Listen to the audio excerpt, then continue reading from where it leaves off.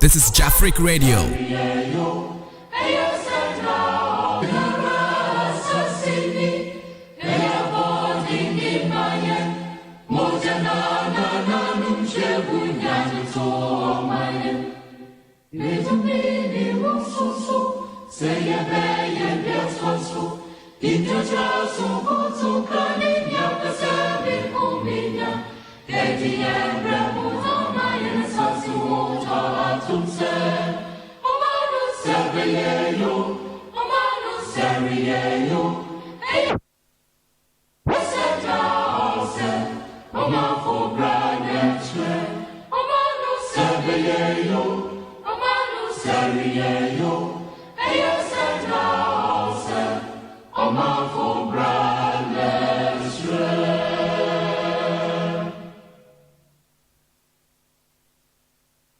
This is Jafric Radio.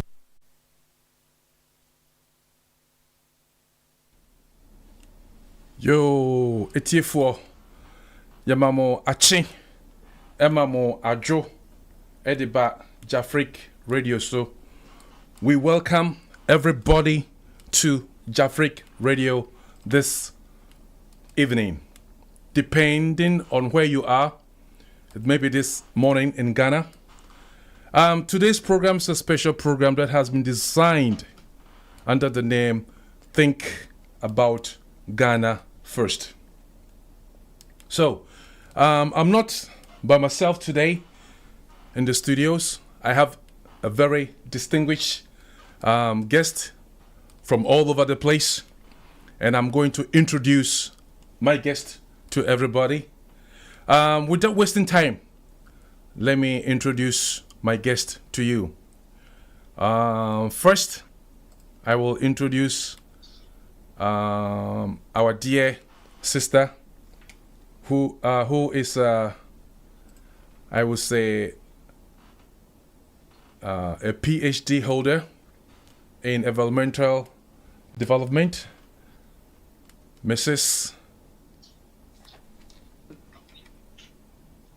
Mabel Aponsa.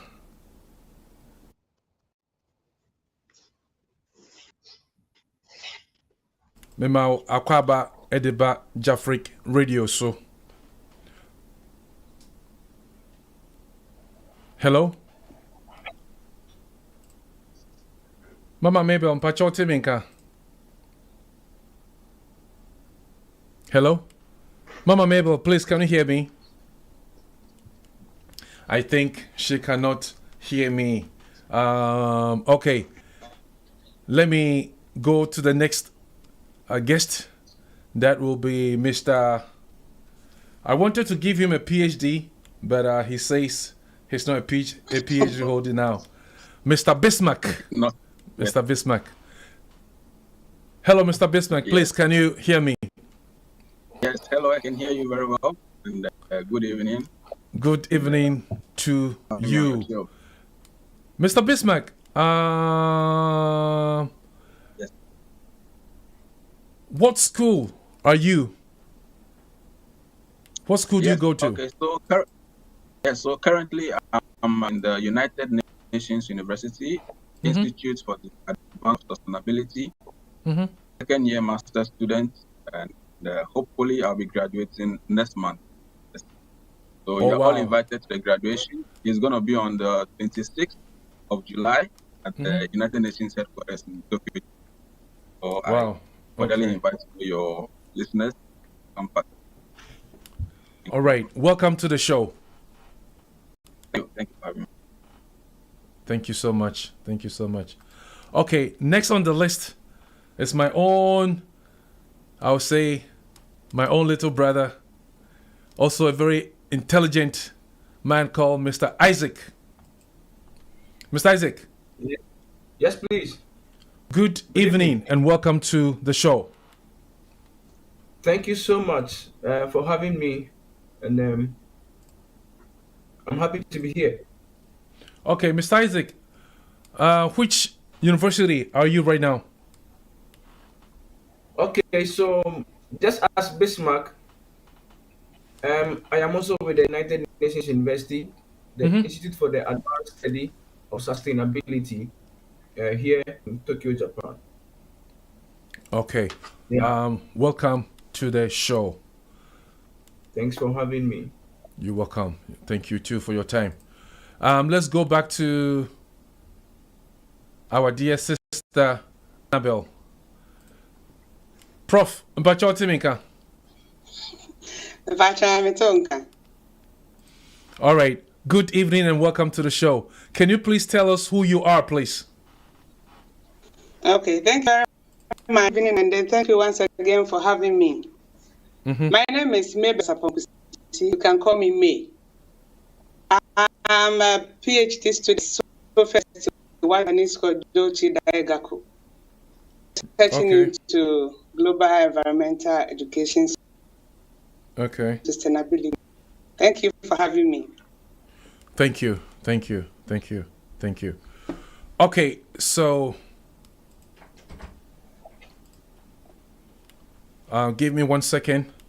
Today I'm alone in the studio, and there's a lot to do. Mepamucho, give me a second. Give me a second right now.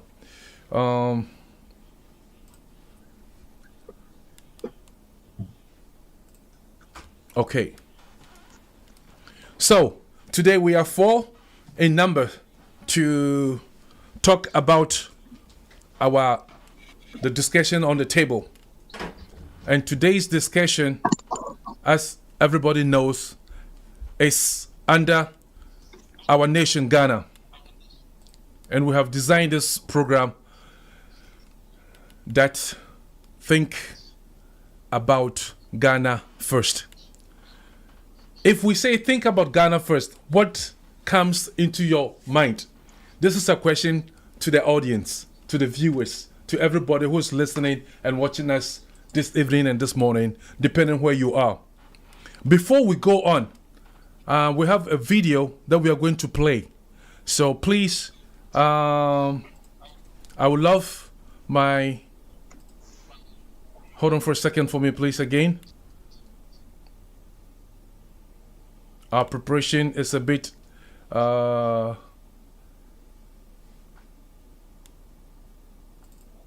on, sorry.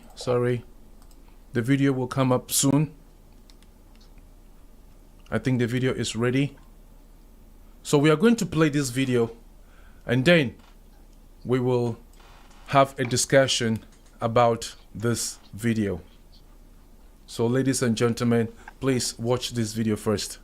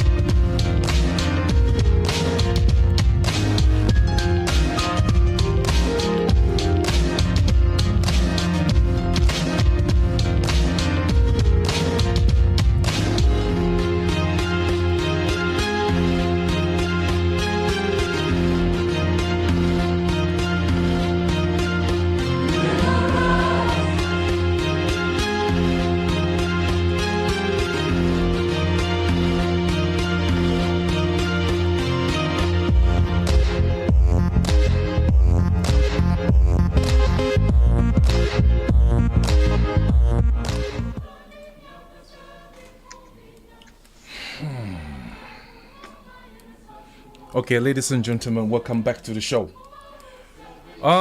This video that we just watched was, I think, last week in our lovely motherland, Ghana. We had a small rainfall, and this was the result of the outcome. I think everybody here have seen this video, isn't it? Yeah. Good. All right. Before we go on, I would like to ask a question. This question goes to Sister May. Sister May, can you give us some historical perspective on flooding in Ghana after watching this video? Thank you very much once again, and a very good evening to our viewers and listeners. Before we go on with the perspective of flooding in Ghana, we would like to what at all the word means. When we flooding, we can simply say that it's an overflow of water beyond the normal limit. Spill over is normally dry land, like if you have a dry land, and then as a result of a downpour, you have chunk amount of water stored there. That is what we can term as flooding, as we saw in. And then what you saw in the video is nothing new to let's say Ghana, because we had historic events that we as people should have been watching up to now. Without much ado, I'd like to just take a brief to just give us a short. Sister May. Hello. Your voice is breaking, so if you can cheer yourself a little bit, I think it will help. Okay, is it okay now? Yes, I think it's better now. Yes, please. Thank you. Okay, thank you too. So as I was saying, when we talk of issue of flooding and Ghana, we put flooding on one side and then Ghana at another side. We can say that flooding in Ghana started being recorded or formally recognized, taking notice of it from 1960s. That is go about 3 years. The Fed of flooding in the country. Because of flood, the amount of damage was not estimated. So that started recording incident 93 years ago. And how many years ago? After 93? 93 years ago, 1930. Yes, according to our history, we started taking formal notice of flood. Started in 1930, 93 years ago. And then on 4th July, 1968, that is 50 years ago, we recorded another massive flooding event in our country. So from 93 to 55 years, and then June 1971, we recorded another flood. We are giving these dates because not all flooded, some are massive.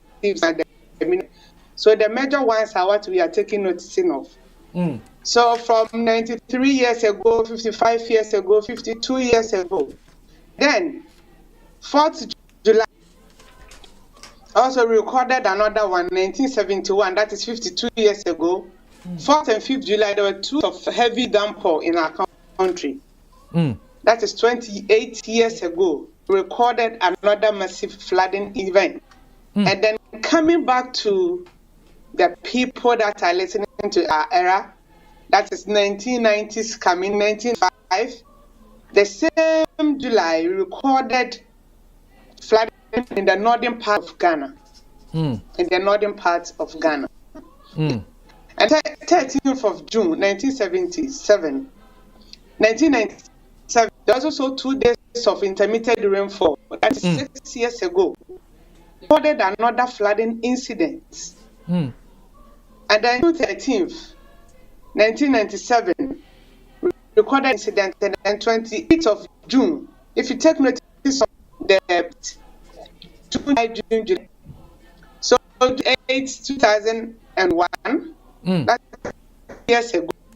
That was Your the line is worst broken, incident pal. into records that recorded 22 years ago. That is after the 1995 event, the massive one in our history was 22 years ago. That was 2021. And then from May to November 2010, just 13 years ago. Just 13. This year was part of the country's witnessing flooding event from the central rivers, Swedru, Ofanko, Afram Plains, etc. And with this flooding, 161,000 people were displaced. 61,000 due to 161,000 Jesus. people were displaced in the country due to the opening of the that is had to open. They opened 161,000 people were displaced, and then 2011, 2015, all witnessed events of flooding. So I realized that from 23 years, light or a vast year was, and then it came to 52. So now we are closing the gap. So 2011 and 2015, all witnessed flooding events, and significant among the 15, which we had loss of lives in our country. And then July 18th and 28th, 2018, 14 people died out of flooding incidents. 34,076 were displaced. A total of $168,000 in solving flooding issues in our country. That is in Ghana cedi, 1 billion plus loss of property. That was the estimated cost of that flooding. 1 billion. And then between, yes, 1 billion. That is an estimated damage to properties. Then between 2015 and 510 people in our country. How many? 510 people died out of God just blessing us to water our land for food. 510. And then at the same time, 309 people were injured. 309 people were injured. During the same time, 54,744 houses destroyed. People were looking for places to sleep. They destroyed 54,744 houses. And then 136,563 farmland were destroyed. Wow. Really, this is our story with flood and the people of the country. So basically, that is what we can just draw our minds to as what flooding is doing with the people of our country and our nation. So I leave my brothers to add their voice. Thank you so much. Well, but this is, like year by year, the increasing of what the death is shooting up. Yes.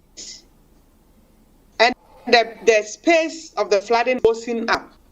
Yes. Because we started from 93 years ago, 55, 52, 28, 22, 10 years, 13 years, and then we are 10 years. So we are about to enter 1 month and 1 week, if not to enter into hours. Wow. Yeah. Okay. So thank you so much. Thank you so much, Sister May. Thank you. All right. Let me throw this to just talk about a bit. Mr. Isaac, listening to Sister May, what do you think? Thank you very much once again for having me this evening. And for those listening to us from Ghana, we appreciate them listening to us this afternoon from Ghana. And so just picking from the historical event that has been given at the succinctly, one of the major things I picked out is the trend or a pattern of rainfall. Data shows clearly that major floodings normally happens between June and July. Yeah. Between June and July, major floodings. Most of the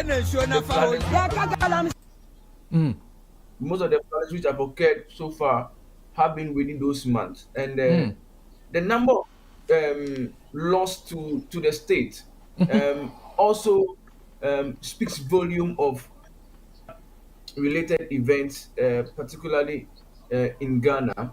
Um, yeah, so that is something very small I can say. We, of course, we also have to do our bit to look at what we could do to actually use the impact of flooding. Okay. Thank you. Let me throw the same question to Mr. Bismarck. Yes. So thank you very much once again for having us on the show. And good evening and maybe good morning or afternoon to the listeners, wherever they are. Yes, like Anthony rightly said, flooding events in Ghana has been something that we've been witnessing almost on annual basis. And well, the damages that it is causing keeps on increasing year in, year out. And considering the current trend of economic situations in Ghana, we can just imagine the devastating effect having on the livelihood of the poor people that are being affected by flooding. You can imagine someone's home, the entire home being swept away by flood. You can imagine somebody's shop, the entire shop filled with water, damage that is gotten to the shop. Imagine someone's farm being swept away by flooding. And all this put together goes a long way in deepening the poverty situation of already suffering citizens.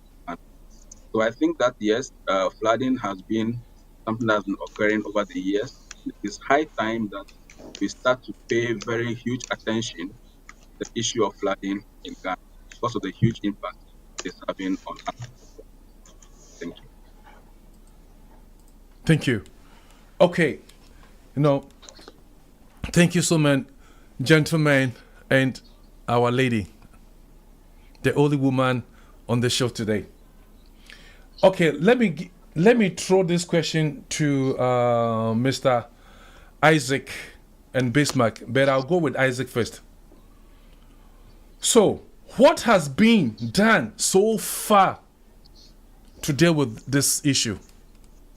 With all this data since 90 years ago, but today. Mr. Isaac. Yeah.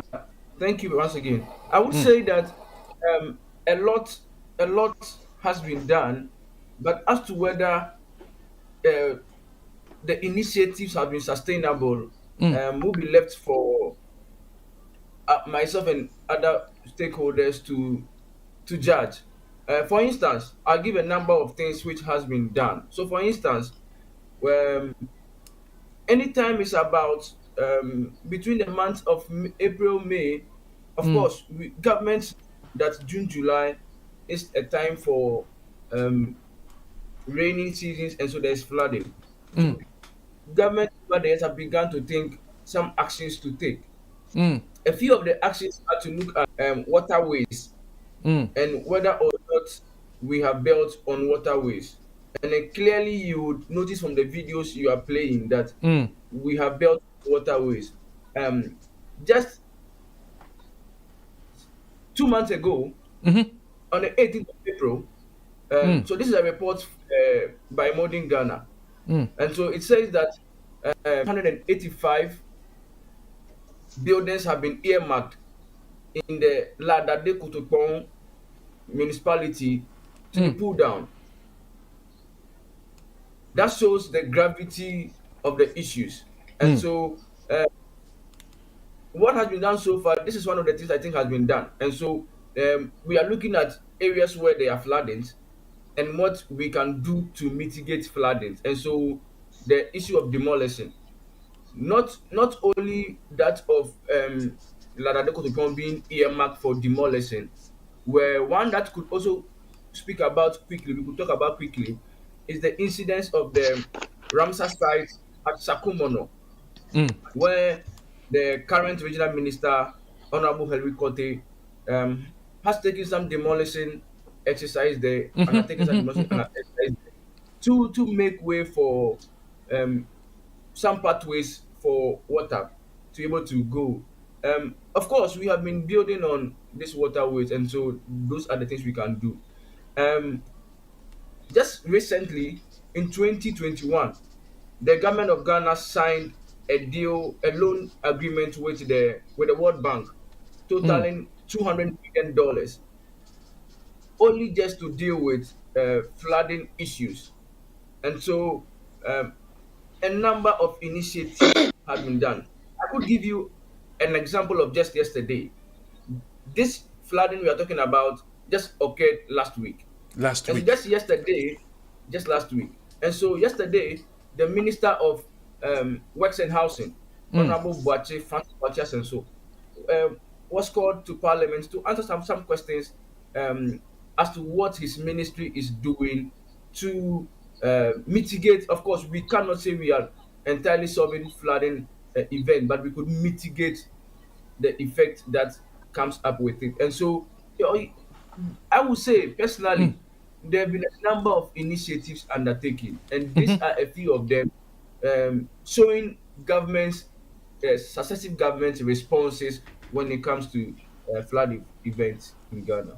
Yeah, But thank you. okay, thank you so much. I think the next question will go to Mr. Bismarck. But Mr. Bismarck, this is the question I want to ask you. Mr. Isaac was talking about like the flooding, like places that the waterway that we've been building, buildings, right? Somewhere like in Sakumono, because in Sakumono I know that there was a river that passed there, right? But this flood happened in Accra, made of Accra, yo. Yes. Kaneshi, this town in close to Tema, where those bad boys are. Efra Hosempuni. Ashamai. Ashamai. There's no river beer now. Yes. Let's even Kaneshi crowd. Look at Kaneshi, your friend is saying, first light. People can't even walk. How can this happen in the city of a nation? One minute, please. Okay, yes. So, briefly, I can attribute all this to the fact that over the years, we have been, as Isaac rightly said, we have been building on waterways. And quite apart from that, you realize that most of the times, our drainage systems is either not large enough to take away the excess flow of water, or they have been choked with waste and sometimes with sand. So over the years, you realize that most of the drains are choked to the brim. And so once there's a little flood or an incident of rain, before you realize it, the rainwater is not able to go, and so it fills up in homes. It ends up in people's homes, and so this results to the major flooding issue. But however, I think over the years, too, a lot of municipalities and the government has been taking initiatives to dredge some of these drainage systems, to remove all the silt and the waste from the drainage system. Then, we go on, we dredge. The following year or the years after, people throw garbages into the gutters, and the gutters get filled up with plastic waste and many other waste. And so as time goes on, once it rains, before you realize it, the entire neighborhood is flooded with water. So for the issue of Kaneki, where there isn't any very big river body where maybe people are building on water, but then the water must go. And once there is no proper drainage system for the water to flow, it will by all means lead to flood. So this is what's happening in those areas. Okay, the drainage system. I want to go to our Sister May. Before, let's say, comparing to what I've seen here in Japan, because I came here when I was like 19 years old, so I didn't know much in Ghana. But just comparing, before a town or a city is built, I think the engineers have to survey the place, know where the gutters will be laid, how big and everything before Anamebua. Why is it that our nation, no, nothing like that is nothing? I would say nothing like that is done. They just do the gutter, gutter. One gutter will be at north. You see, even they won't finish it, and then there's another one at the east. No connection. Why should this happen? Thank you very much.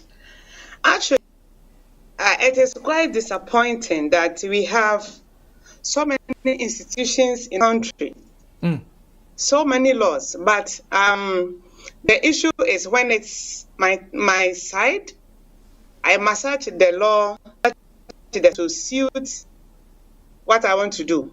But if it comes to you, we have to implement what is written in the books. That is one of the problems that we have as a country. And then you find out that you go to the various cities, the various municipal assemblies. You have all these departments and you see people there. But unfortunately, some are supposed to supervise. And now in Ghana, especially Accra and then the greater Kumasi, it is common knowledge that if you really want to have your peace of mind, you just go to the market, buy red, and then as soon as you start with your foundation, stop produce by social and social day, then write and direct KMA or indicating that the municipality is ordered to stop. Interestingly, I see a 4-story, 3-story building be built with that paint. We are putting an eye as if we don't know what is happening. There was a policy to have sanitary in each house, like to have a toilet facility in each of the households, so that the people in it can use it. The people in the country, some agreed to it, some did not. So our attitude has become a problem, has become a contributing factor to what we are seeing now. Because there is an adage that says that the one that invites trouble with his hands should be ready to face the recourse of the law. In the sense that when you go to the assembly, the planning section, it's stated nicely, clearly in the laws that when you build, you're supposed to fulfill certain requirements as a citizen trying to develop your locality.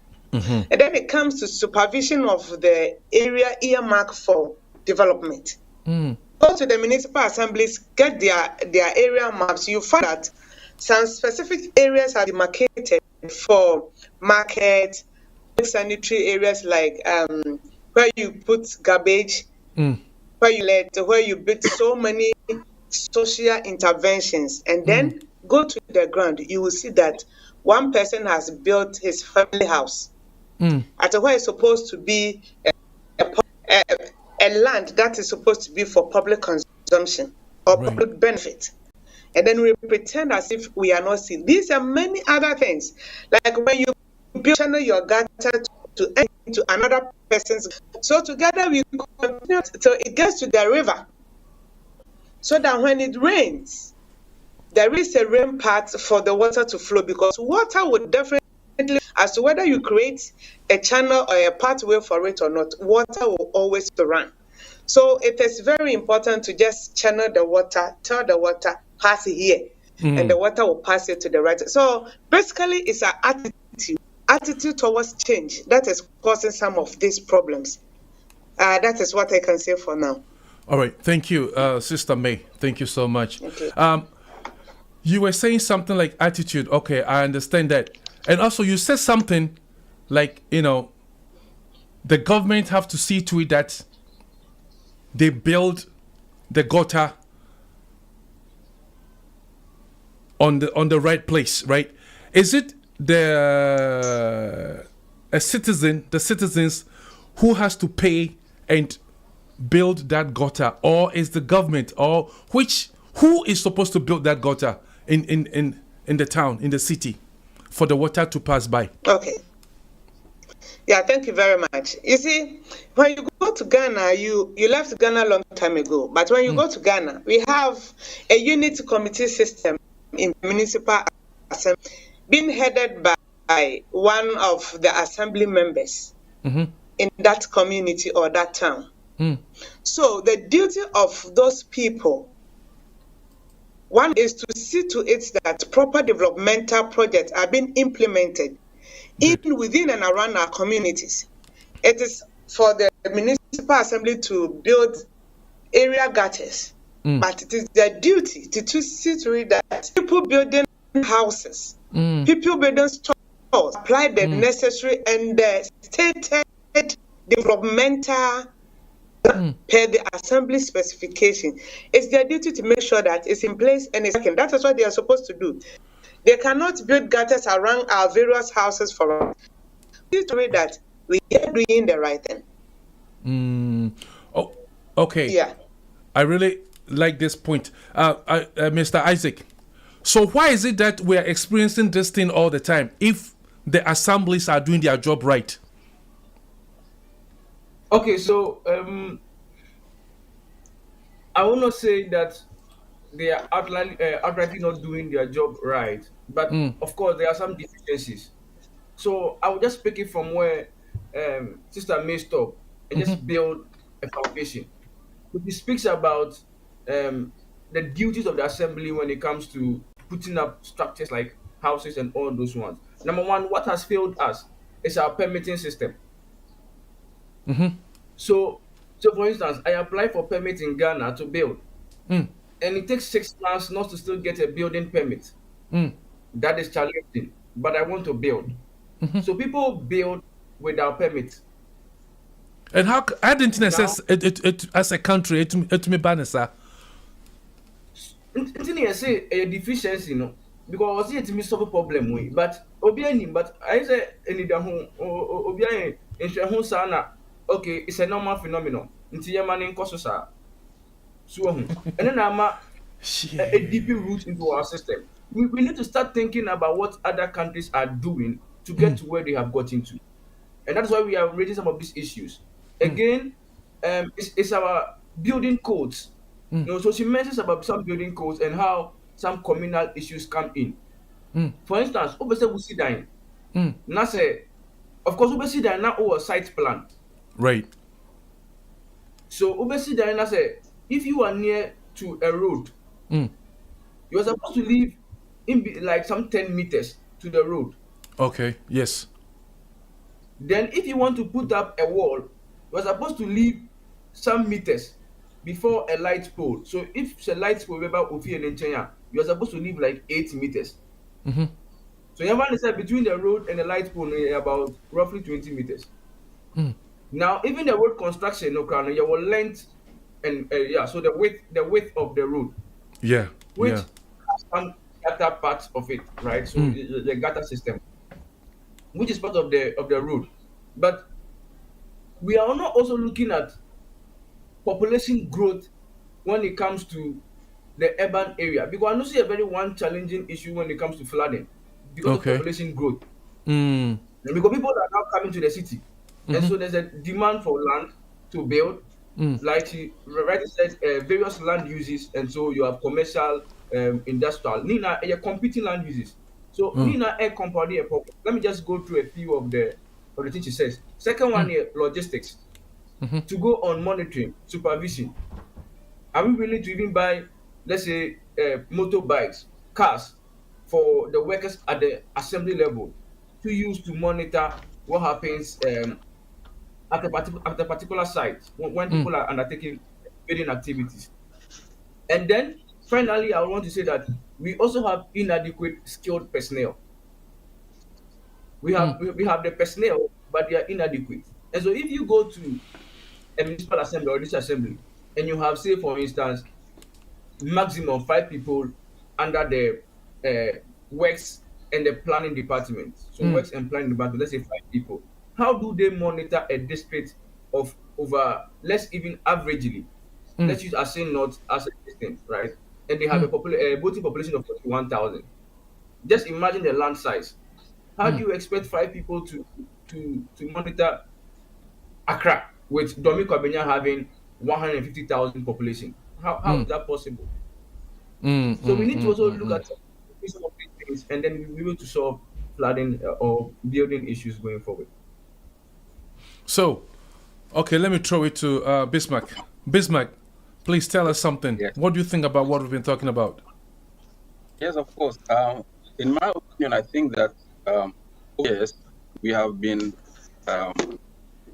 we have over politicized some of the national disasters that we encounter in Ghana. In the sense that you realize that whenever there is going to be a demolition exercise, the people who are going to be affected come out and say, like, hey, if you demolish our structure, we are not going to vote for you in the next election. You're not going to do this for you in the next election. You came to us when you wanted votes. We voted for you, and now you're coming to demolish our structure. And so at the end of the day, there's some sort of political play when it comes to enforcement of our building codes or of our building standards also. So sometimes this and when this happens, at the end of the day, politicians know very well that in the next 4 years, if we are going to the polls, they want to maintain power. So when such press come on, they're like, okay, let's just allow them. After all, they spend so much money in building these structures and so on and so forth. So sometimes the technocrats at the municipal assemblies know that these structures must be pulled down. But then But they when don't. you go on to do, don't. But so when you go on to like this exercise, sometimes there are DCEs because the DCEs are they are like, okay, we are going to lose political favor from this particular area if you demolish these structures. Like, I don't know, there is no voice to fight this anchor because of the political will also, because we are thinking about the next election and not about the next generation. So that is one major issue. So I think that for us to be able to deal with this issue and deal with it sustainably, be a non-partisan approach towards towards addressing issues this nature, because Black does not know NDC, does not know MPP, does not know CPP or any other party. And so, whether we like it or not, we must have a unified voice to be able to fight against flooding. At the end of the day, if you die and you're going to bury you, maybe you die through flooding, we don't write he's an MPP member killed by flood. No. We'll not write he's an NDC member being killed. But then it's a Ghanaian that has died. It's a Ghanaian that has died. So I think that it is high time that we take out politics out of implementation of environmental issues. Yeah, so that is what I think. I remember I was watching a news on Adom FM the other day, and they were interviewing these people at one of the cities in Kwabenya area. They're like, road no, but road no more nye. See about Twabana Mamma. I mean, yes. Is it Abana Mamma na say, yet see, sa a mantem hono. Sister May, Pacho.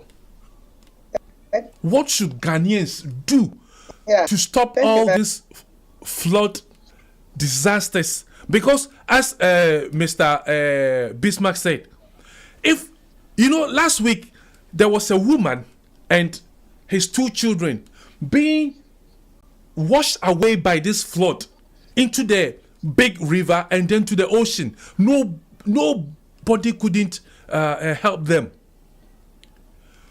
So, I mean, what can we do? I mean, please give us some thoughts and ideas and oh Jesus. Thank you very much. What I can say, first of all, we have to accept the fact that all these floodings are as a result of waste being choked and way of run water that's supposed to flow. So waste is one of the major problems in our country. And then a quick is that. Doc, 2000. you are okay, Yes, Papa yes. Baba with voice no breaky. Inti just Okay. chia it now. kakra. Yeah. Arigato. Okay. Yeah. What I was saying is 1968 and 2014. 3.9 million people have been affected by flooding in our country. And you put everything that I listed from the beginning. 3.9 million people have been affected. And then data indicates that the most of these floodings were from that are being choked in our environment and then. And it is also accepted fact that 2,600 metric tons of waste were projected in 2010. And then it is said that 4,400 by 20 produced a day. Interestingly, 300 tons of plastic waste is generated a day. 300 tons of plastic waste is generated only in Greater Accra. 300 tons of plastic waste. When you share by the people, you realize that 0.035 kilograms is produced by one person. So you generate a ton of waste. And there is no way of disposing of waste. So first of all, we have to identify the kind of waste we. Waste is not one thing. We have different types of waste. We can talk of the industrial waste, commercial waste, agri waste. So if we are able to segregate, if we're able to differentiate between the different types of waste that fit in the country, we can then come out with fit solutions to them, because you don't take commercial agricultural waste be useful. Actually, waste is a useful resource. Yes, waste itself, depending on the kind of waste that you have. Yes, waste. You live here and you know how useful waste is. But look at this. In Japan, if you want to throw away one bottle, you have a place to put the cup. You have a place to put the whole bottle. Yes. And when you come to my school, the waste be plastic there, but there's a place to keep the head of the bottle that we're going to throw away. So even segregating plastic together. So we have to know the type of waste that we have and then separate them. We don't have to put everything together. Because together they become unuseful. They are not beneficial anymore. People to identify, for example, Kolebu theater, together with, let's say, pure water, plastic, and you use this kind of waste, definitely you have to do it. It's become less. Meanwhile, it be useful. We have to know the type of waste that the country. And then again, we look at our educational system as a whole. You realize that in Japan, whether you like it or not, when you stay more than 6 months, it becomes very difficult for you as a person to just throw away trash on the street. So whether you like it or not, develop the habit spreading or keep it in the right places. And then when you visit the schools, you realize that there's two there in the country taking it upon themselves. Like, it's not right to put this one here. So even if, unfortunately, somebody mistakenly put a plastic or any kind of waste, you will see somebody in a tissue taking that thing from waste and then putting it at the right place. I remember there was a time, those days that we were doing mobile you go and buy credit and put on your phone. I went to one stand and then I was going to buy credit. The lady was sweeping. She was sweeping into the gut, and then I asked her, "My dear, what are you doing?" Let's find a bin and put. It's a zoom level. What's today? I said, "Look at." Today. That people clean. The zoom people will come and clean the gutters. So it's not her duty to sweep and then put it in the waste bin, to put it into a gutter. And then you that we understand what. So there is the need to do one community sensitization on waste management, and then keep taking proper care of our environment. And then we have to infuse it in our educational system. Waste management has to be part of the daily activity, the daily music, the talks in and around our community, for people to take a personal project whereby they will take those, make sure that it's not right to do this. We should be able to distinguish from the wrong from the right. I took a clip at curriculum. Very sad. You realize that some of the tree, we are teaching people environmental studies. Anybody can find out. Look at the curriculum. Oh. Geography. We are talking about the type of tree, those things. But connecting the soul to the earth is part that is lacking educational system. So they just learn the parts of the trees. They just learn the names of the rainfall patterns that we have. And so what? What do we do with that? When the tree is affected by, let's say, climate change, what can we do to it as a personal project? So we need to reform our educational system to move away from the more reading. You see here in Japan, like something like art, it's like a play. Everybody loves to draw. Everybody loves to draw because they have the techniques. So we should also have the techniques to keep our environment clean, revise our career, and then doing the right thing at the right time. Might add some to it. All right. Sister May, thank you. So let me go to Mr. Isaac. At the same point of educating our people, can you add something to it?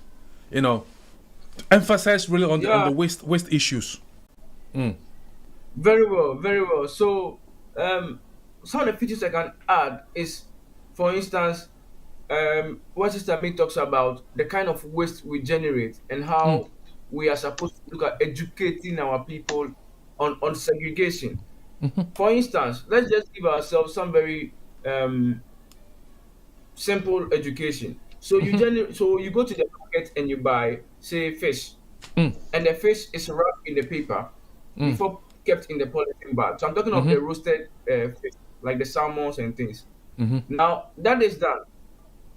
Then you get cassava, because you want to, it's a Sunday afternoon and you want to pan fufu. So fufu and light soup with salmon. I tell you. So you do that, and then you generate waste from the fish. This is Jafric Radio. Had some paper and some plastic rubber, and then your cassava, say the skin or something. Then you peel the cassava, and then you mix, for instance, those together, and then you go and bend them. So that kind of, this one is called a combustible, where you could bend them. But then the peel of the cassava could have actually been used in a form of a manure. Because you may not necessarily burn it, but keep it to decay, turn organic to the soil. Okay. And so the need to do a very in-depth issues on, say, waste segregation is important.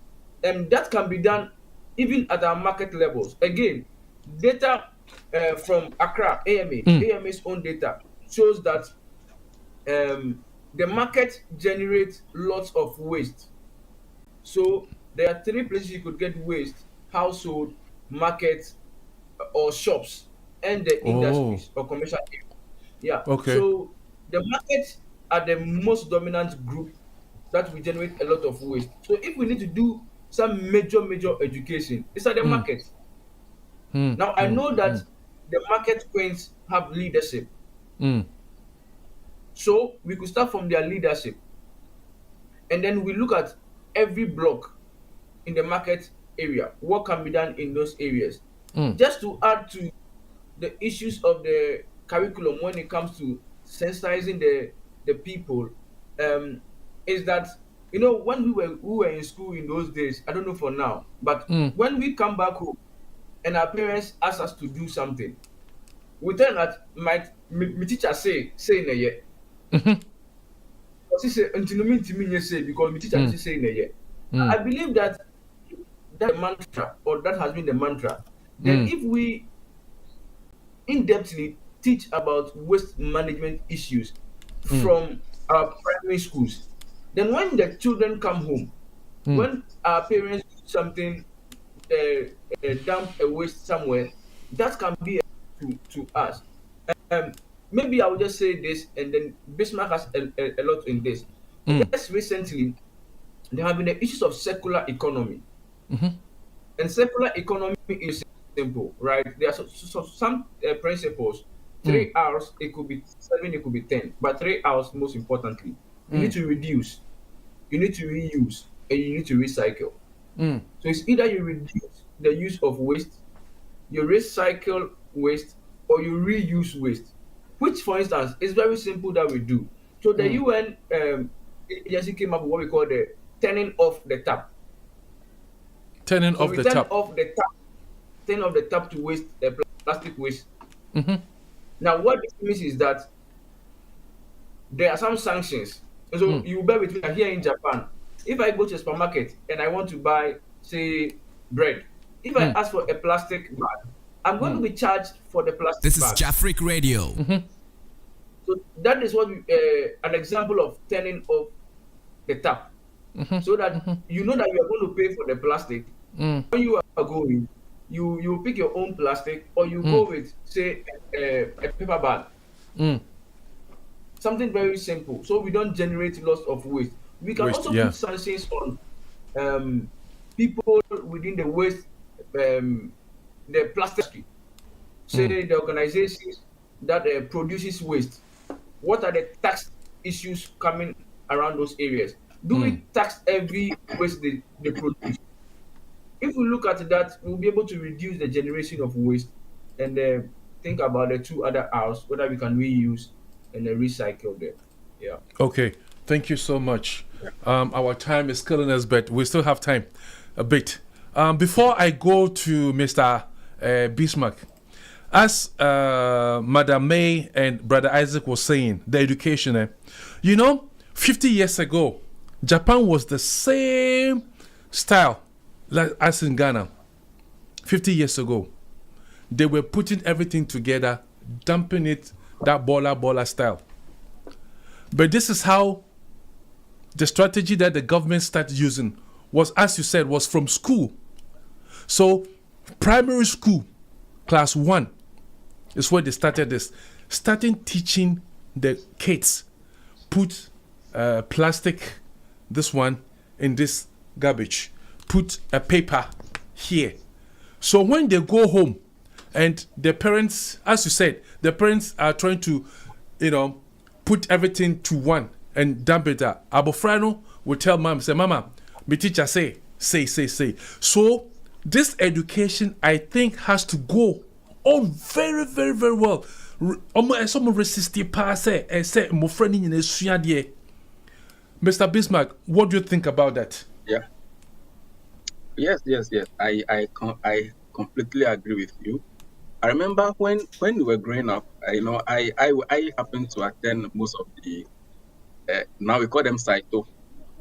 Me too, the public schools Saito in boy. Ghana. So don't worry. Yeah, yes. I remember when we were in class 2, Uh-huh.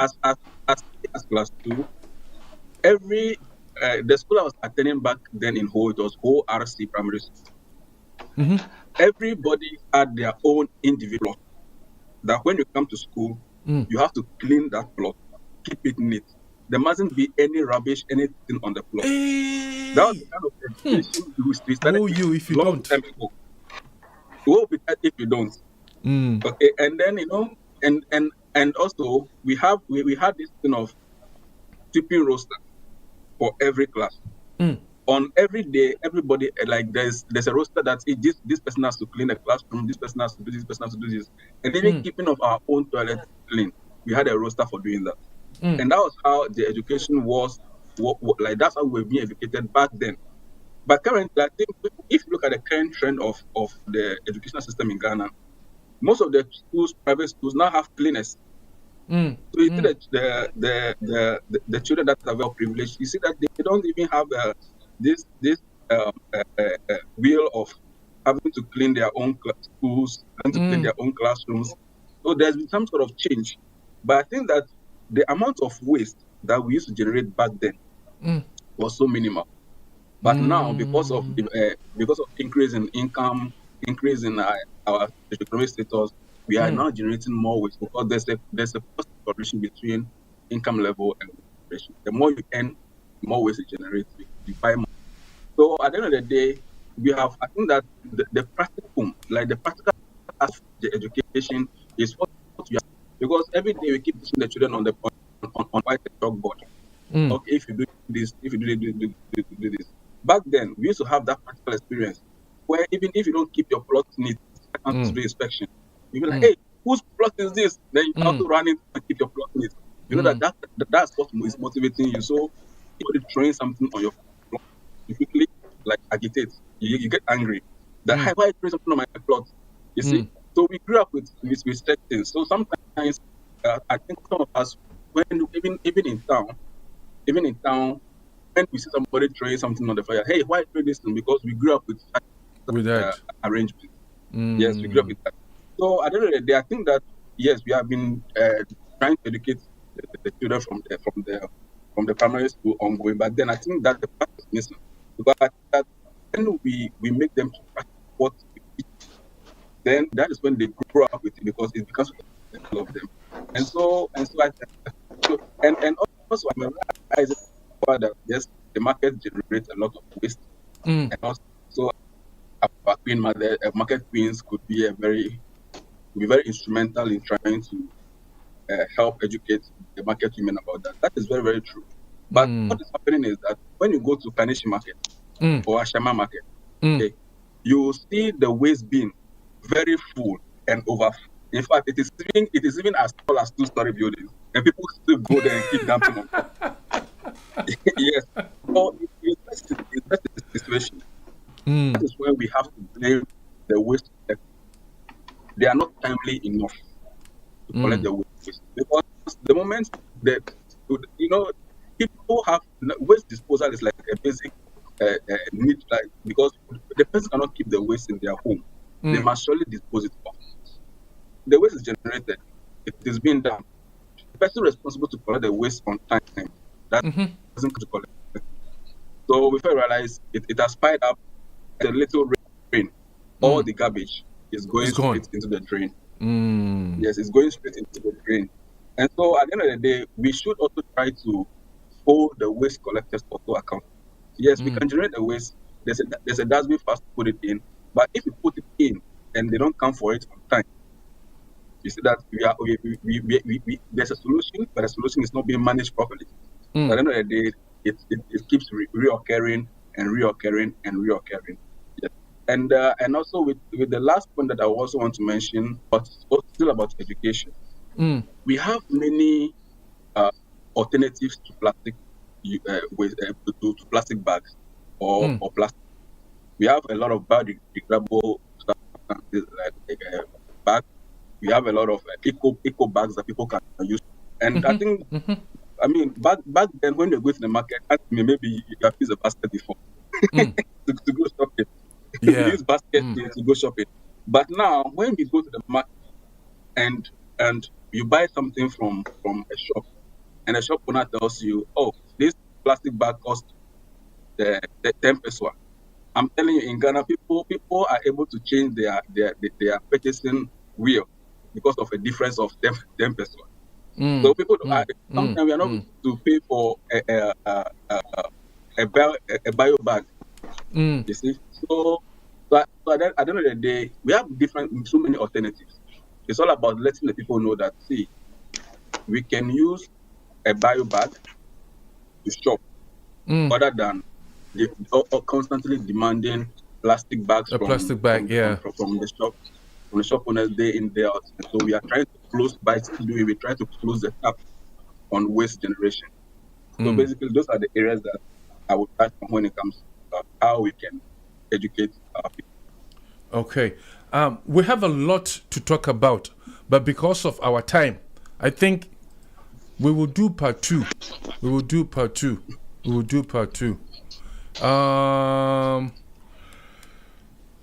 Let's go to the comment section and see. Hey, there's a lot of comments.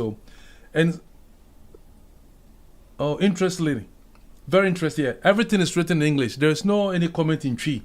So who is going to read this? Me or who? Okay. I have an assistant here who want to she want to come on camera. So let me put her on camera. You sit there. And don't come and tell me you didn't put on makeup. Okay? I have a lady here who is going to assist me to read all the comments. Okay. So let me welcome my dear sister Hannah. Okay. Good evening, everyone, and good evening once again to our guest for tonight's program. We just want to say thank you for your time and a nice discussion. It's a nice moment, and I wish this kind of discussion will continue for the development of our country. And we have some few comments here that I would love to proceed to read. We have Evangelist Jude Tete. He says, no, the talking. I said, no, the talking is too much. As a country, we just lack leaders and leadership. We just don't have leaders who think. That is his comment. And another comment also said that in Ghana,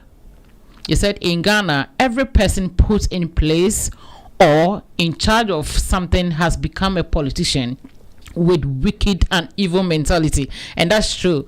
And he continued to say that a nation that had the age suffer all kinds of things. Ghana.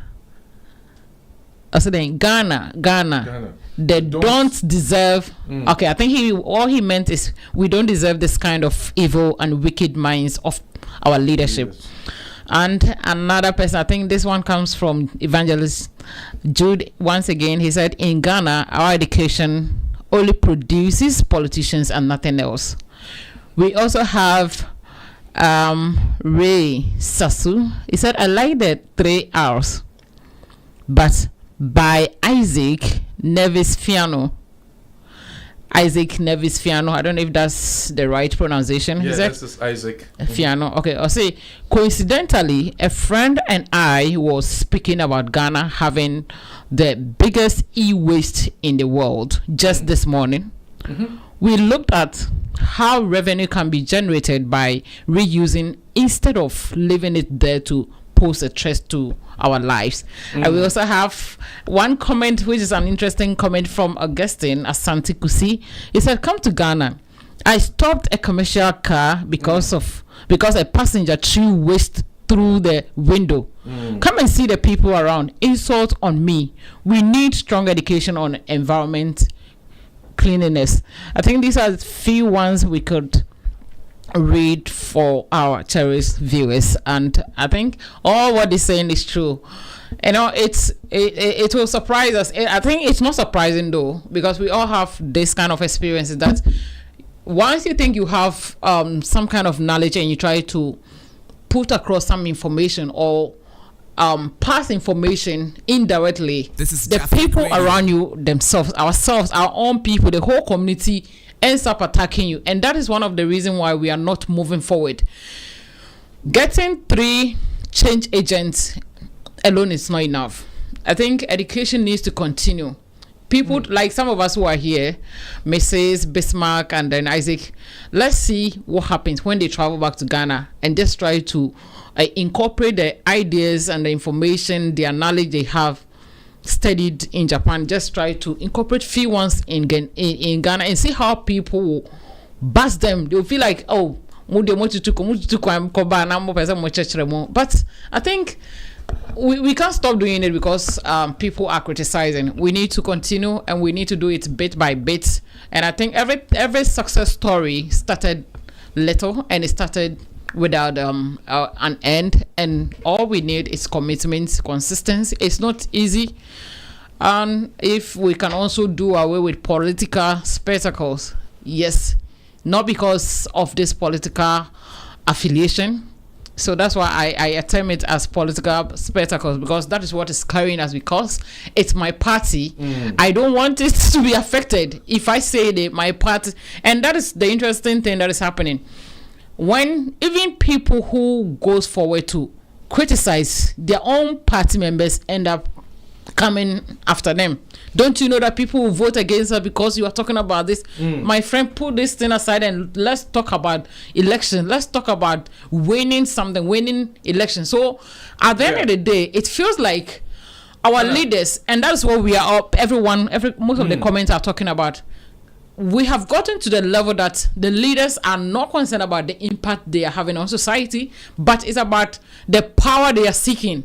Let's win. Yes, let's win. When we win, we see what we can do. So I think we need to educate the young ones, because honestly, I sometimes say that I fear for the next generation because of some of these things. And I think all the submissions you put up there was fantastic. Mrs. What's her name? I just want to get her name right so that I don't mismention him. Bismarck, Isaac, everything was, that's the information we need. But how the people in the society will accept and then embrace this change effort we are all making, because it hurts. Like, you do research. I look at the presentation you had at the embassy the other time and I was like, wow. And look at the thesis you are putting up together. I don't think you just want to write something, but you have something at heart and you wish that the people will embrace it. And we just hope that Ghana will become the Ghana we want. Ghana will become the Ghana we will all, not at a point, will not be running away from it, because no matter what, that's our country. No matter what, Ghana still remains our home. If something critical happens right now, what do? We have to run back home. These people can just get up one time and tell you, just go. So I think that's all for now. Bye-bye. Yo, you see my second host, she has brutalized everything. Thank you, my darling. Thank you. Thank you, Daddy. Yo, we have a lot to talk about, even like what should the individual people do, the government should do. I think we will postpone this to the part 2 edition. I'll call everybody behind the scene and then we're going to decide a day and continue with the next episode. If you agree, please clap for yourself. Hey, Sister May is not clapping. That means his line has been cut off. He's Frist, so I think the line is off. Okay, no problem. But I know that she's okay to contribute. Yo, you know what? Today I went to a company in Fukushima Prefecture. It was Iwaki, and this company is a waste. Okay. It's a waste gathering company. They use the waste and then produce gas. They use the waste and then produce petrol. They use the waste and then produce diesel. They use the waste and then produce, they say something, I forgot the name. the petrol that they use for the aeroplane. Is it SFF or SAF or whatever they call it? They have a name for that. From garbage. So I think the garbage that is killing our nation, this is where the government can come in, use all this type of technology to develop something else that will benefit the nation. And as you said, or we always saying, the character of we the Ghanaians, we the Timamifoɔ has to change.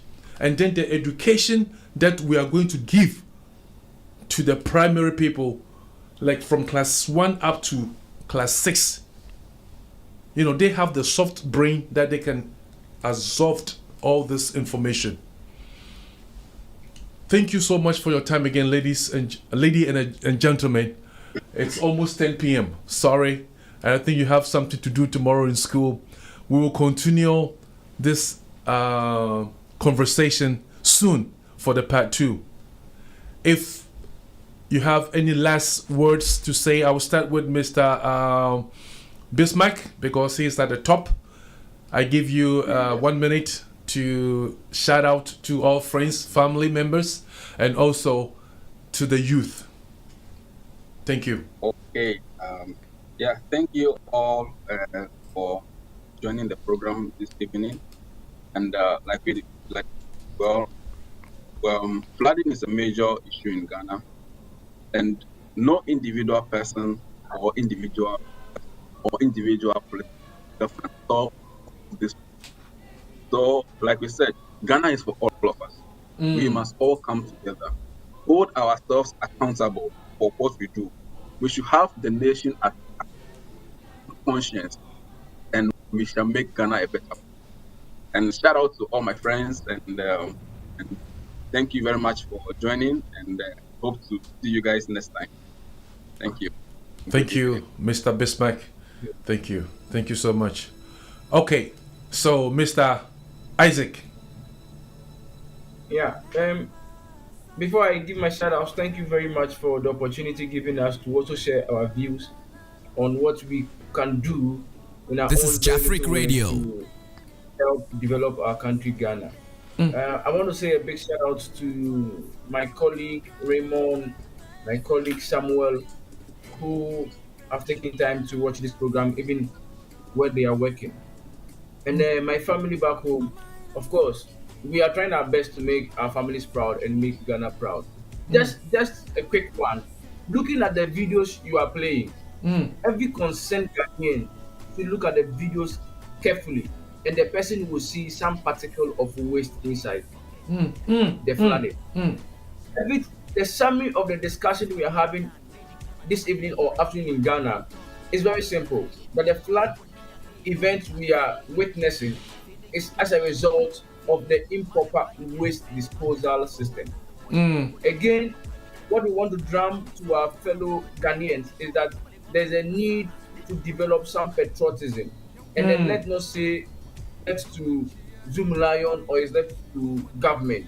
We can also do something in a very little way. Thank you very much. Thank you. Sister May, can you hear us? No, she's gone. Her line is off. Okay. My co-host, do you have something to say? No. 1 second.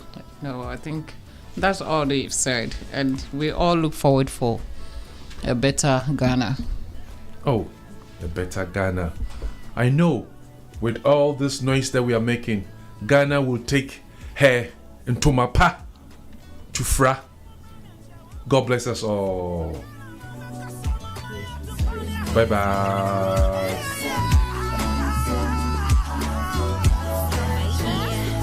See, this is not a peace song, it's a love song. Peace and Ghana getting married, keep the love strong. See, a peace we cannot risk. War at home is like cardiac arrest. Cause the heart is, let the trumpet sound victory. The battle that we won is a battle for peace. We promise on the honor that we'll never fight again. Cause Ghana is a happy place and joy we should defend. This is Jafric Radio. Get up, what's up, motherland? I don't feel like I'll be an eighth year. Yep, I'm in love with you now. Tamajiba Majihada, Mabiyata, what's a young will a dodgy love for from like a Charlie How? From the big six, it's still the fix things. How Hamakafu was she can't reach. If you never make it be, somebody for fight, we don't need one of peace.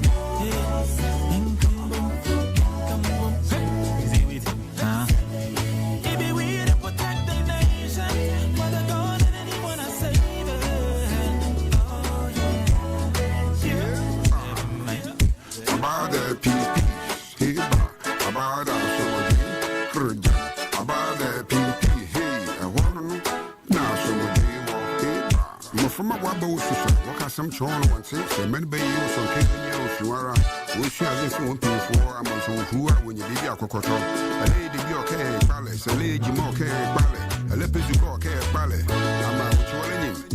It's all about a piece. Hey, Baloba.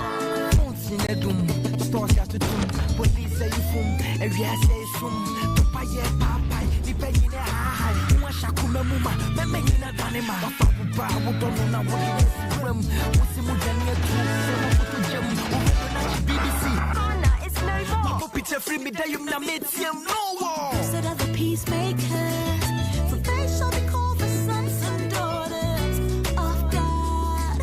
Hey, we pray for love, we pray for peace, we pray for unity. Jafric Radio, your number one online radio station based in Japan.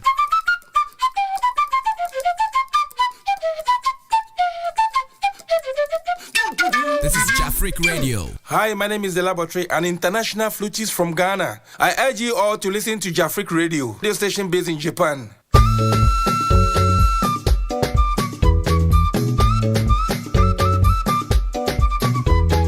Jafric Radio, radio mu papa. Jafric Radio, radio mu kiko. Jafric Radio, yeah mamu kasi papa. Jafric Radio.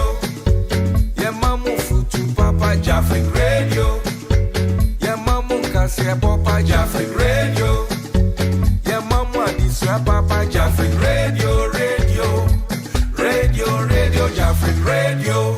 Jafric Radio, your number one online radio station based in Japan. Jafric Radio, radio mukiko. Jafric Radio, yeah mamu kasi papa. Jafric Radio. This is Jafric Radio. Jafric Radio, your number one online radio station based in Japan.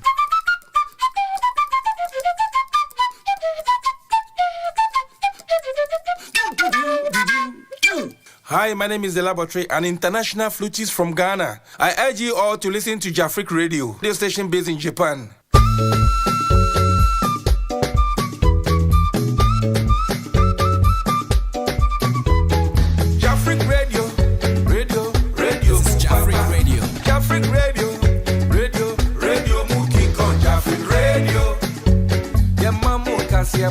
Jafric Radio, yeah mamu futu papa. Jafric Radio, yeah mamu kasi papa. Jafric Radio, yeah mamu adiswa papa. Jafric Radio, radio, Jafric Radio.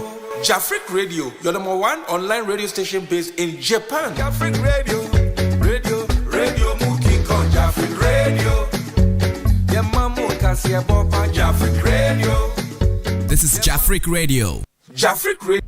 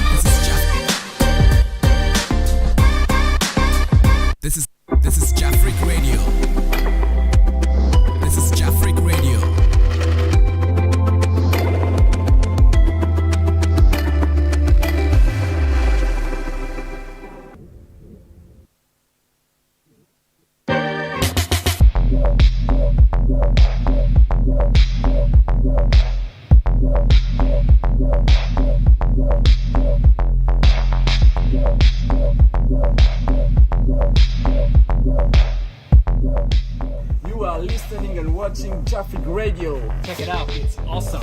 Like, subscribe, share all our social media handles. Arigato. Bye bye. Share. Jafric Radio is affiliated with Adu my friend. Chiankoma Nana Ya Pop, Jafric Radio. Special good morning and come out the entire crew. Nana Ya Pop and the entire crew. Jafric Radio Japan. Good morning. We love you. Congratulations. We love you. Yeah, Jafric Radio. Yeah, Jafric Radio.